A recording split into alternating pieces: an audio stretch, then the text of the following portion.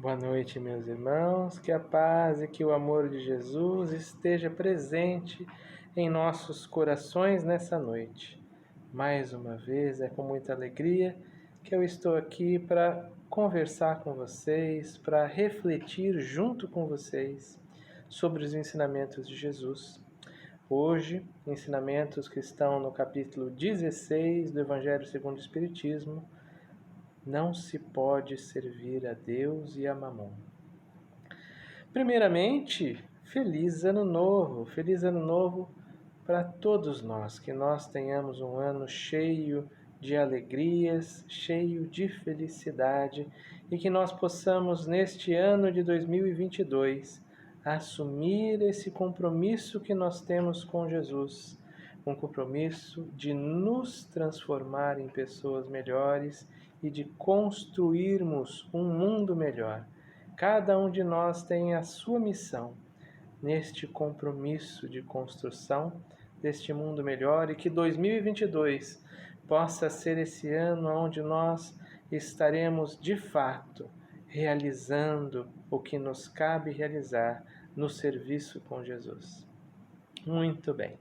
Então, uma vez considerando aí as festas de final de ano, eu gostaria também de fazer uma provocaçãozinha, porque a gente sempre tem nessas viradas de ano assim, uma porção de desejos que nós temos em relação ao próximo ano. E entre esses desejos é muito comum que esteja o desejo da fortuna, o desejo da riqueza, o desejo sobre os bens materiais. E muitas vezes nós pedimos que o ano de 2000, que o ano seguinte, né, o ano que está iniciando, seja um ano onde nós alcancemos esses bens materiais. Não é mesmo? Isso não acontece? Quem de nós vai dizer que não gostaria de ganhar a Mega Sena da virada? Né? Mais de 300 milhões de reais. Olha quanto dinheiro que seria muito útil nas nossas mãos. Não é mesmo? Será que seria muito útil? Vamos refletir sobre isso. Qual seria essa utilidade?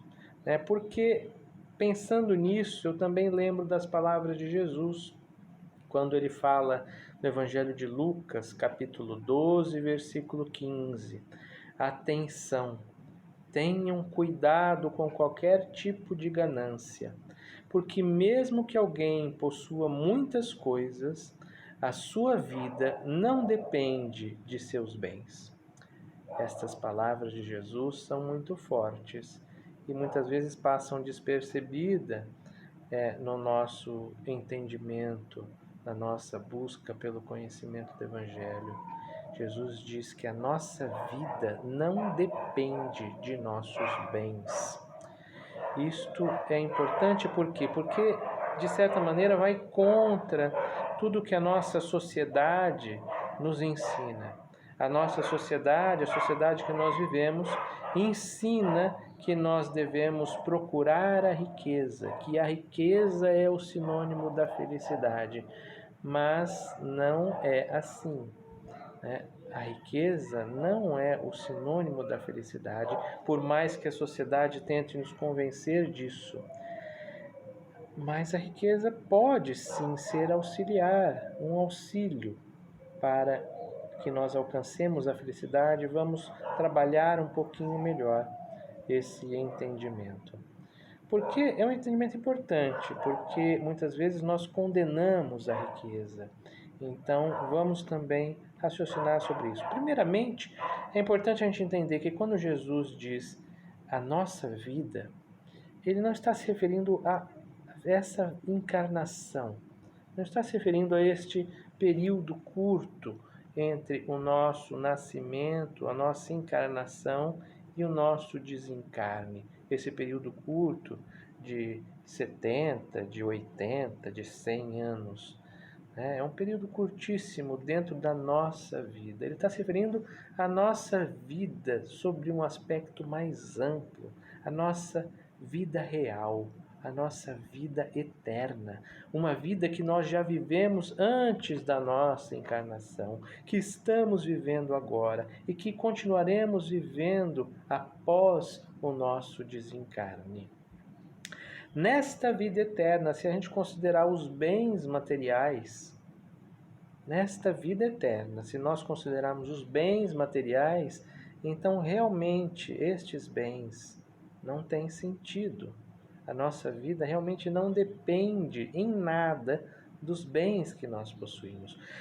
Se nós formos pensar que nós tivemos na encarnação anterior, talvez nós tivéssemos muito dinheiro, né? Talvez nós fôssemos riquíssimos, talvez eu fosse riquíssimo.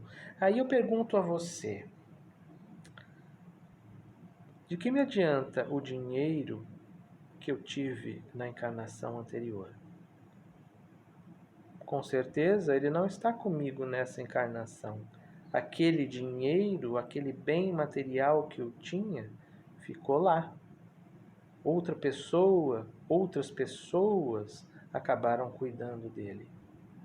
Então, do que ele me serviu? Será que não serviu para nada? Como eu disse, na verdade não existe nada que é inútil.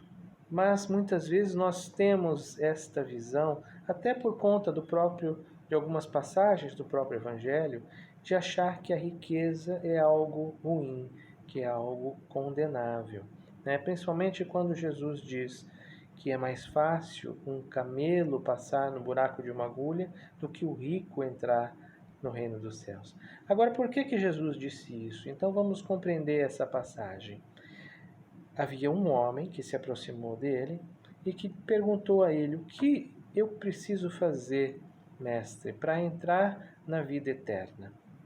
E Jesus disse: ora, você precisa seguir os mandamentos, não matar, não roubar, não dar falso testemunho, né? Não desejar a mulher do próximo, essas coisas. E ele falou: não, tudo bem, isso eu tenho feito a vida toda. E Jesus virou para ele e disse: mas ainda falta uma coisa. Vende todos os bens que você possui, dá o dinheiro arrecadado para os pobres e vem seguir-me. E o rapaz ficou muito desalentado, porque estava muito apegado a todos aqueles bens que possuía. Jamais ele faria aquilo que Jesus estava dizendo para ele. Então, diante disso, Jesus vira-se para os seus discípulos, né? Ensinando aos seus discípulos, ele diz: é mais fácil um camelo passar no buraco da agulha do que um rico entrar no reino dos céus.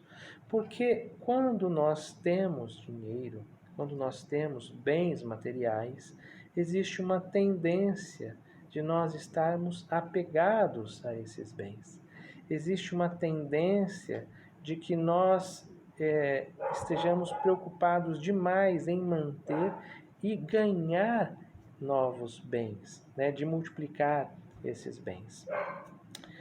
E é por isso que Jesus disse que é difícil um rico entrar no reino dos céus, mas não disse que era impossível.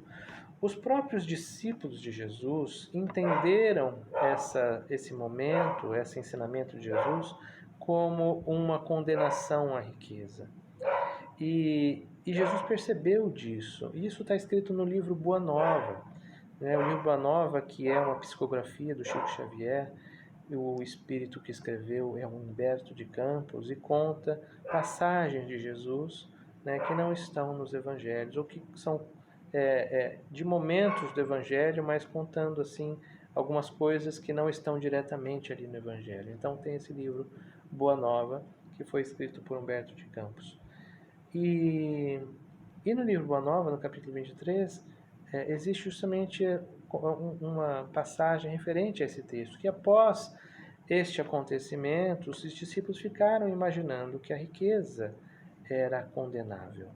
E Jesus percebeu este erro e buscou um momento certo de dar aos seus discípulos um ensinamento, de corrigi-los neste entendimento. E esse momento aconteceu justamente diante de Zaqueu, né?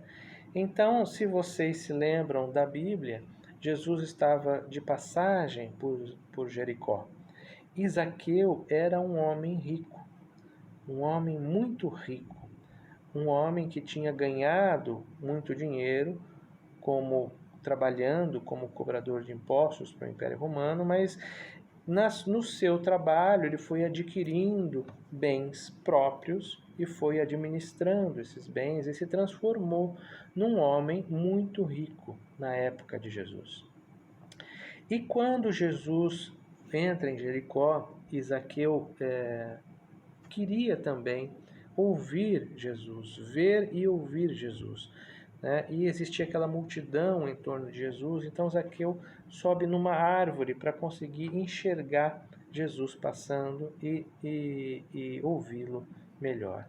Mas Jesus se aproxima de onde está Zaqueu e diz para Zaqueu: desce dessa árvore, Zaqueu, porque hoje eu necessito da tua hospitalidade. Da tua hospitalidade, né? E Zaqueu desce da árvore. Só fazendo uma parte, os discípulos, os próprios discípulos de Jesus ficaram se questionando. Zaqueu? Por que Jesus se aproxima de Zaqueu? Na Bíblia, lá no Evangelho de Mateus, onde está essa passagem, disse assim, o seu mestre, ele se encontra com pessoas de má vida, ou com publicanos, né? Conforme a tradução da Bíblia. Então, o texto de Humberto de Campos nos mostra, nos diz que os próprios discípulos disseram, mas por que Zaqueu é um homem rico? Né? Afinal de contas, a riqueza não é condenável. E Zaqueu então desce da árvore, muito, muito, muito feliz. Vai até Jesus, lhe dá um abraço de felicidade, de agradecimento.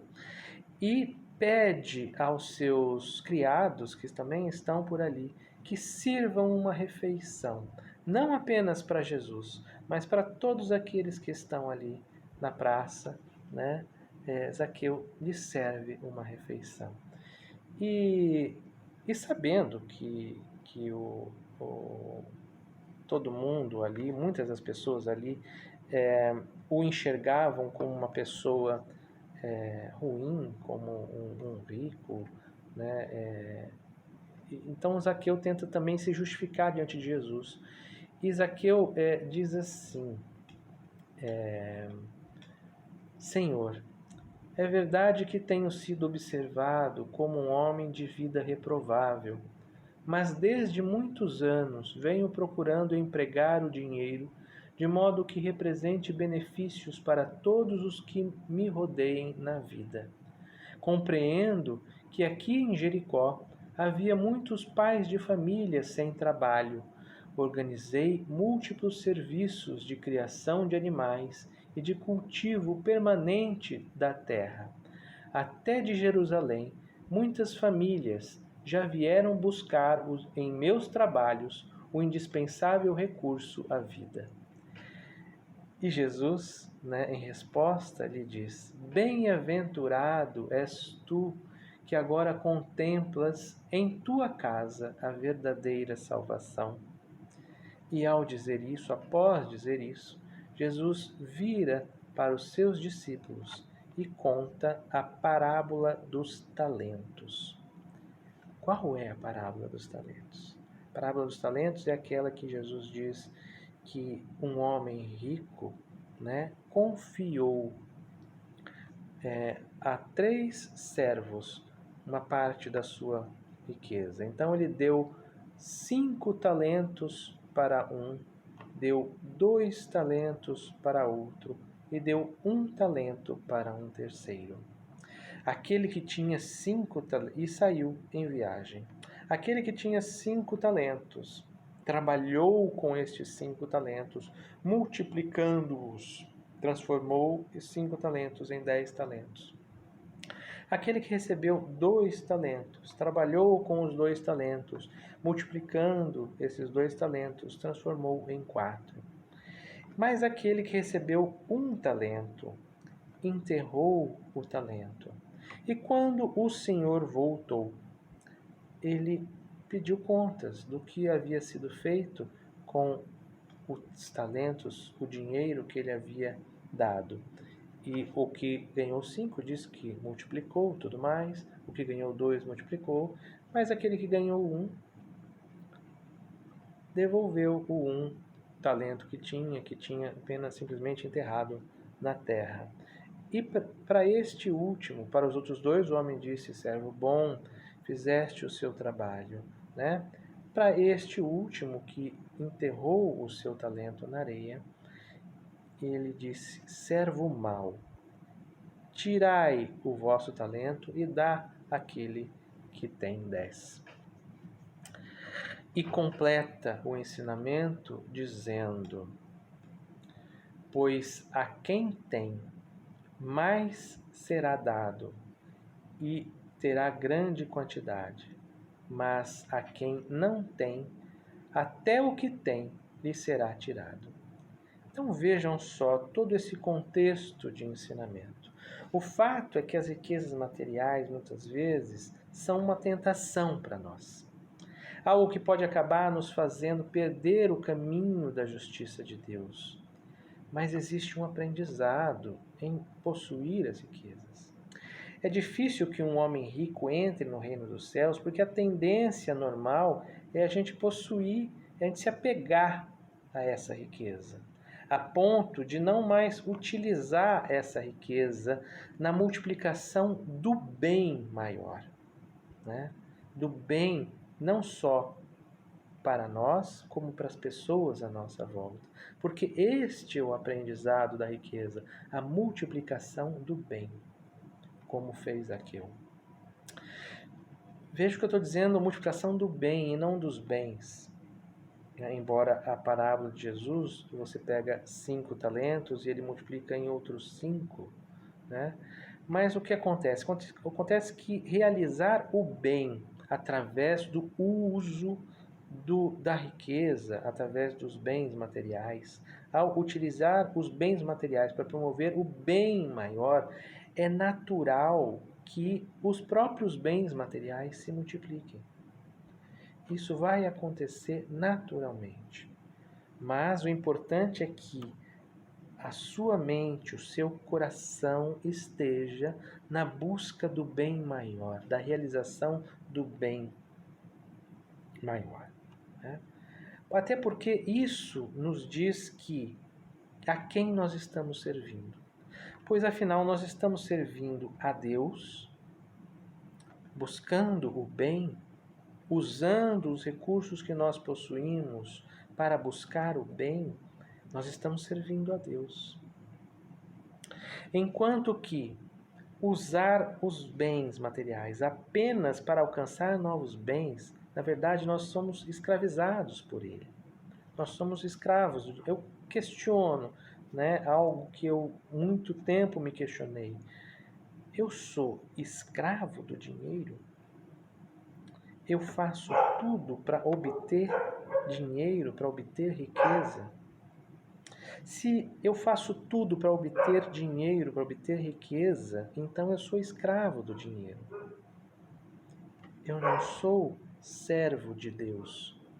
Ao contrário, eu sou escravo do dinheiro. Se eu uso o dinheiro na promoção do bem maior, aí sim eu sou servo de Deus. Por isso que Jesus diz: não se pode servir a Deus e a Mamon. O que é Mamon? Mamon é uma palavra hebraica para dinheiro. Muitas vezes a gente entende como se fosse um deus da ganância, né? E existem mesmo algumas referências em relação a isso, a que Mamon seja um deus da ganância. Mas no hebraico, Mamon é simplesmente dinheiro. Então não se pode servir a Deus e ao dinheiro. Quais foram as palavras exatas de Jesus? Não se pode servir a Deus e ao dinheiro, porque ou odiará um e amará o outro, ou se afeiçoará a um e desprezará o outro. Né? Se você serve a Deus, então você usa o dinheiro, né? E busca o bem. Naturalmente, é possível e provável que você receba mais dinheiro por conta disso. Mas, se você só busca o dinheiro, então você não está servindo a Deus.